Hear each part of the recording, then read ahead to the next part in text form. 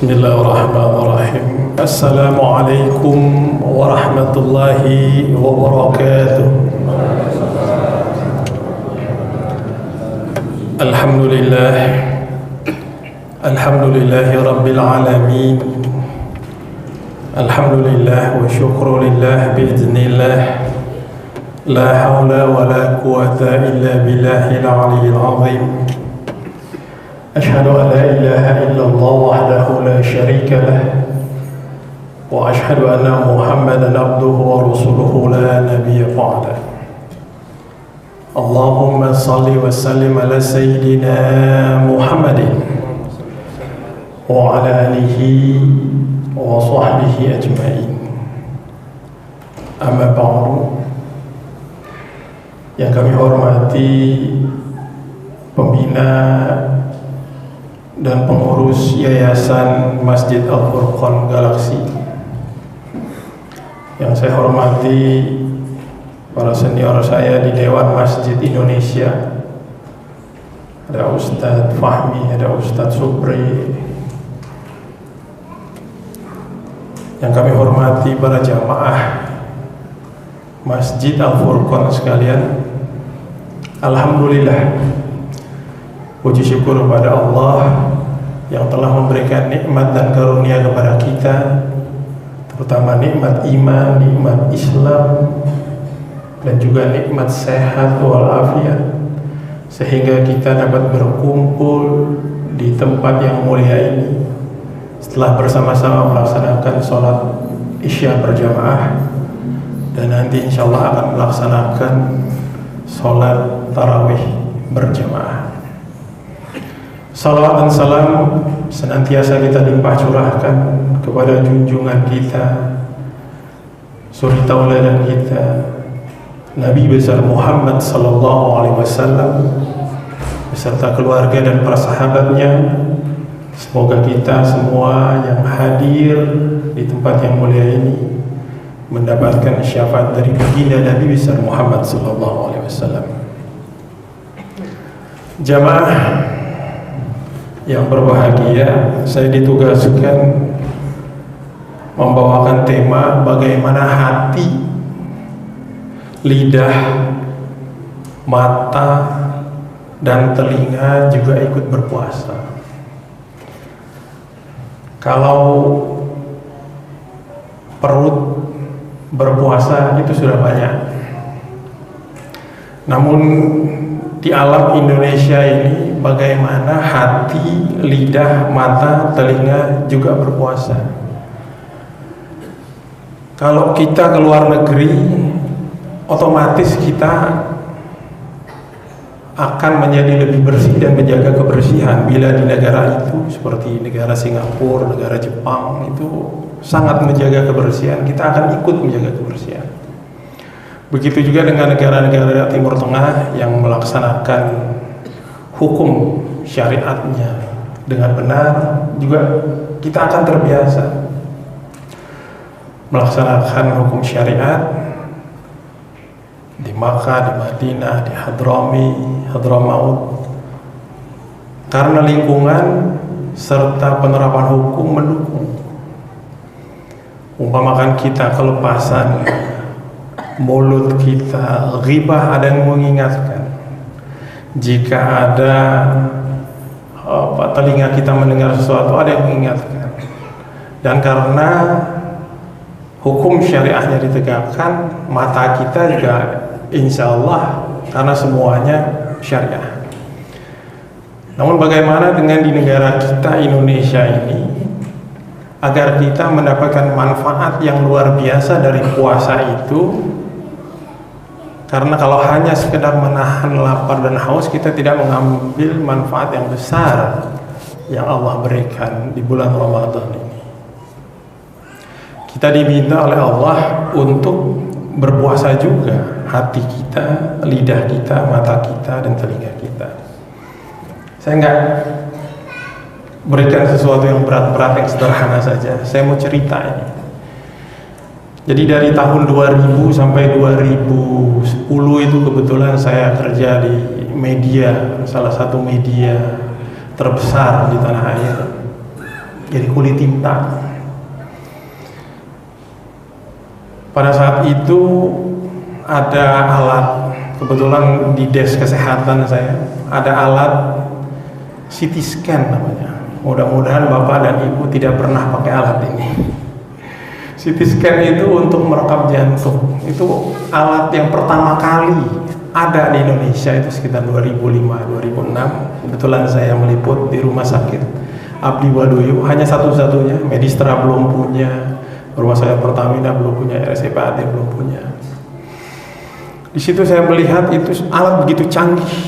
Jantung kita bisa terlihat di mana ada sumbatannya. Dia hanya memberikan sinyal dan getaran listrik, kemudian ditangkap oleh mesin CT scan, ketahuan di mana letaknya. Kemudian dimasukkan selang, tidak perlu operasi besar, kemudian bisa dibalon atau di flash atau di bypass. Setelah itu orangnya bisa langsung pulang. Teknologi manusia punya Jerman, Philips, Amerika, Inggris, impor. Kemudian ada datang lagi alat MRI namanya. Mudah-mudahan juga Bapak dan Ibu tidak pernah pakai alat ini. Itu untuk merekam otak kita. Pembuluh-pembuluh yang kecil di otak itu bisa direkam dan bisa kelihatan 3 dimensi, benar-benar real video Bapak Ibu. Kelihatan mana pembuluh darah yang mampet, kemudian di flash diobati. Itu teknologi manusia. Kemudian 2006-2007 saya berkesempatan juga ada diminta untuk membuat media baru, kemudian diminta untuk mewawancarai beberapa jurnalis baru dengan tim ahli psikologi. Dari tim ahli psikologi itu bisa ketahuan bagaimana hati kita, karakter kita, dan segala macam dengan metode ilmiah. Itu teknologi manusia. Coba pertanyaan kita adalah bagaimana kalau teknologi daripada Allah Subhanahu wa Ta'ala. Tapi bukan itu yang paling dahsyat bagi saya. 2007, 2008, 2009 kalau nggak salah. Kebetulan saya ada liputan di kantornya Pak Haji Amrizal di KPK. Dapat hibah alat penyadap dari FBI Amerika. Alat penyadap yang kita tahu sekarang ini, termasuk teknologi yang kita ketahui sekarang ini, itu ketinggalan 20 tahun daripada negara-negara maju. Mereka udah punya alat yang lebih canggih 20 tahun. Itu sangat canggih. Tembok yang tebal itu bisa disadap. Lubang pintu yang kecil itu bisa disadap.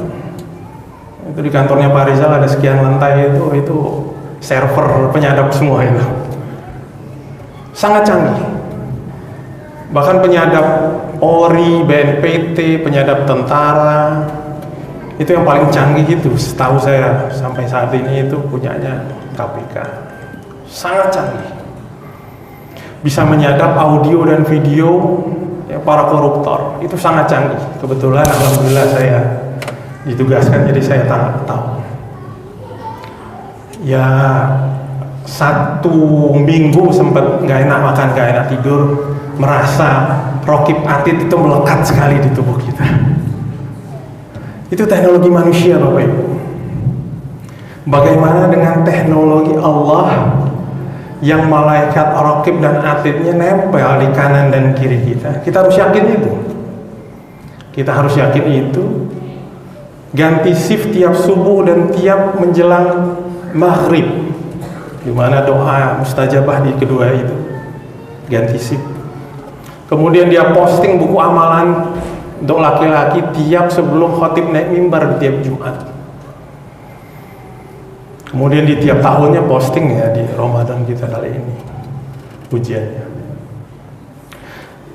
Apa manfaat yang dapat saya kutip dari pengalaman itu? Yaitu sesuai dengan firman Allah di surat Al-Baqarah ayat 183.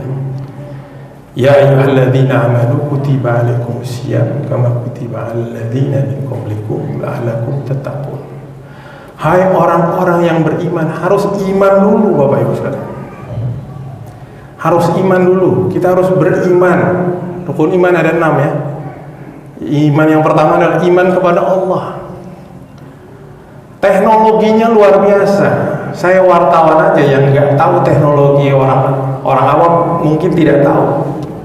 Karena apa yang kita pakai sehari-hari sekarang ini itu ketinggalan teknologi jadi 20 tahun.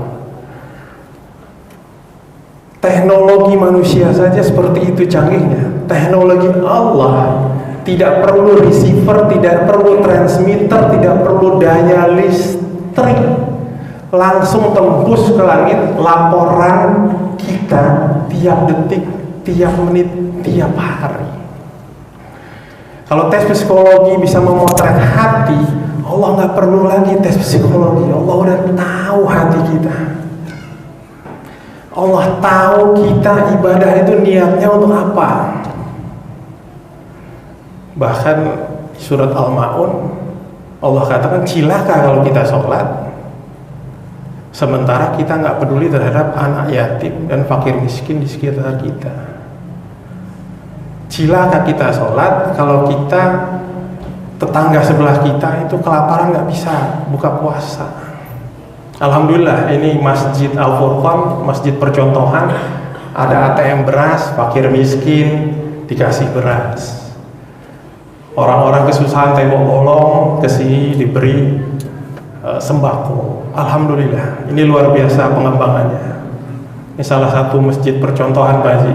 Dari 139 masjid di Bekasi Selatan cuma 5 yang kepeduliannya terhadap fakir miskin dan duafa itu luar biasa. Dan juga generasi mudanya itu dipersiapkan untuk regenerasi dan kaderisasi. Cuma 5 dari 139 masjid di Bekasi Selatan. Alhamdulillah, insya Allah terus dikembangkan. Jadi kata Allah harus iman dulu. Iman kepada Allah, iman kepada Nabi Allah, iman kepada malaikat-malaikat Allah. Di kanan kiri kita itu tiap hari Bapak Ibu sip-sipan. Subuh dia sip, menjelang maghrib dia sip, dan laporan itu naik langsung naik itu laporan kita baik atau buruk. Sehingga momentum Ramadan ini mari kita sama-sama manfaatkan sebagai momentum bahwa Allah mengetahui hati kita, niat kita. Makanya kalau kita mau niat ibadah agak ke kanan kiri, kita luruskan. Karena innamal a'malu binniyat. Ibadah itu tergantung niatnya. Kita luruskan niat kita. Ketika kita mendengar sesuatu, kalau guru ngaji saya dulu, kalau bulan Ramadan itu nggak mau terima tamu. Agar apa? Agar nggak ada ghibah, agar nggak ada namimah, agar nggak ada fitnah. Guru beliau datang, beliau sambut, beliau persilahkan, kasih tempat tidur, suruh tidur. Sore waktunya buka-buka. Untuk menghindari apa? Untuk menghindari telinga. Karena beliau apa? Beliau iman, beliau yakin. Ada Allah, ada malaikat, ada kitab yang ngajarkan kita. Perintah puasa itu di kitab itu pada orang-orang yang beriman. Ada malaikat yang mencatat. Iman. Kemudian yang berikutnya adalah mulut kita. Nah, ini hati-hati Bapak Ibu sekalian, ya. Sebaik-baiknya menteri kita dulu Pak Murdiono Mensesnek ya, gitu ya. Saya pernah kenal juga liputan sama beliau.